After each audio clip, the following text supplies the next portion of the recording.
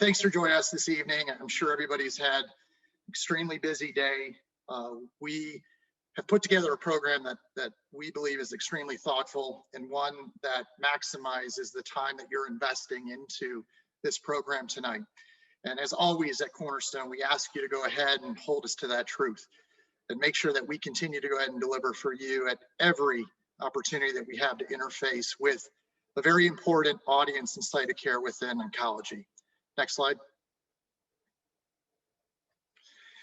So compliance is extremely important in the environment we're in. We take this extremely serious. I will give you a minute to go ahead and read this acknowledgement, which really is a testament to the way that we honor the relationship with community oncology and understanding the sensitivities in the marketplace. So I'll give you a minute to go ahead and read this. Thank you. And that minute isn't part of my 15 minutes, by the way. Just again, there's an ongoing joke here. Next slide, please. We're allowed to have a little fun. It's Thursday night and we all know each other and we're all in it together. So for those that don't know Cornerstone, even those that do, we have a very dedicated mission to this specialty and specifically around the independence of community oncology. We believe at the end of the day that the ability to go ahead and shape and optimize patient care is critically important to interface with this audience, being the community oncology audience, which is critical. And I think it is an area that continues to evolve over time. Obviously, a lot of challenges in the space, but also continues to perform over time. I think the folks that you'll see from the community deliver, as those that are on the phone here, deliver high quality patient care and do it in a very dynamic world. As Cornerstone, we want to play a small part in making sure the viability of community oncology is sustained, not only today, but also in the future. And we do things from cost savings to programs that really allow practices to have a high level of efficiency to deliver that quality care to patients. Next slide. And what we've seen over the past 3.5 years of commercialization is growth within the Cornerstone network. And it's been based off of the hard work of those that participate in Cornerstone and those that have been very, very active on this conference tonight. Those include Nikki, Angela, Chelsea, Tony, Brian, amongst others that really have spent and dedicated their time in this position within Cornerstone to go ahead and fulfill that mission of providing value. So again, for those that know us, hopefully you're seeing the value that we create. For those that don't know us, our integrity and the value that we create is on our sleeve, and it's a mission that we do every day, and it's across different types of verticals in our organization. And our goal is to go ahead and be a small piece of the puzzle to not only go ahead and make sure the viability of community oncology is sustained, but create opportunities and make sure if there's opportunities to thrive, that we're part of that growth model. In particular, next slide. In particular, what we have done and what we're creating within this national conference data review gives us an opportunity to go ahead and create great value in a very busy world in community oncology and be able to deliver a high quality product.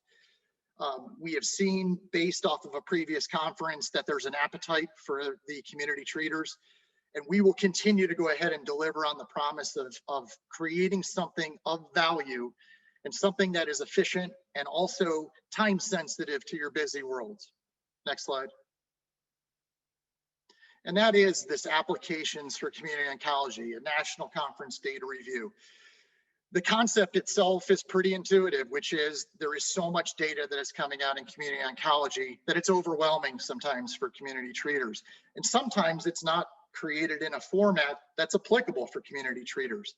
Our goal with this conference, in this conference series, is to be able to go ahead and work with folks on the academic side and those on the community side to come together to create a offering that delivers not only the relevant information, but packages in a way that is applicable to the community treaters, because there's more than just data that comes out. Your world is crowded from what you do from your payer plans to value-based care to copay, patient support, all those elements that really make you invaluable as far as a caregiver to cancer patients.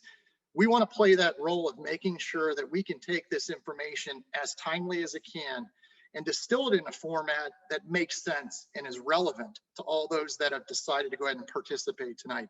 So we've really looked at this from a community treater's lens. So this has been built by your colleagues, and I will credit them as the day is long on the amount of time, passion, integrity, and energy that they have put into this.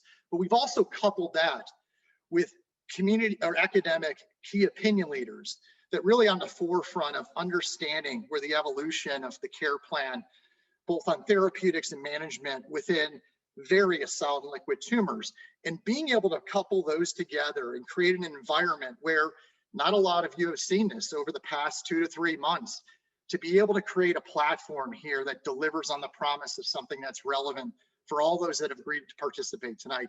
Hold us to the authentic, balanced, and biased in our approach. There's no Trojan horse or there's no ulterior motive. This is a delivery of information that hopefully hits at the heart of what you need to continue to evolve the quality care that you provide your patients. We have the market research component to it, where we will look at data over time and we will share that data back to you in aggregate, so you can really base what you do off of what others and colleagues within the specialty do over time. And also your time is invaluable. So hopefully this is seen as an incentive-based initiative as well. Next slide. And as you can see from the agenda tonight, it's power-packed. Hopefully it's seen as thoughtful, focuses on really relevant areas, but also areas that ASCO has delivered specific information that's timely, that can be distilled in a fashion and format that is extremely relevant to the community treaters. It really will focus in on areas of breast cancer, lung cancer, GU cancer, and GI cancer. And hopefully it's a dynamic, but hopefully also it makes best use of the time that you have all contributed for tonight. Next slide. You can see from this grid itself, fantastic attendance here, and we couldn't be more ecstatic. Hopefully it is an indication of the receptivity of this concept and this type of program. Obviously this is springboard off of the last one we did, which was a San Antonio breast and ESMO breast review. That was a couple months ago. 97 attendees across 37 practices across 20 states. These are numbers that I think Trump would be even jealous of. We'll have a smile. Next slide. Maybe, who knows? We're not doing a recount tonight either. So next slide.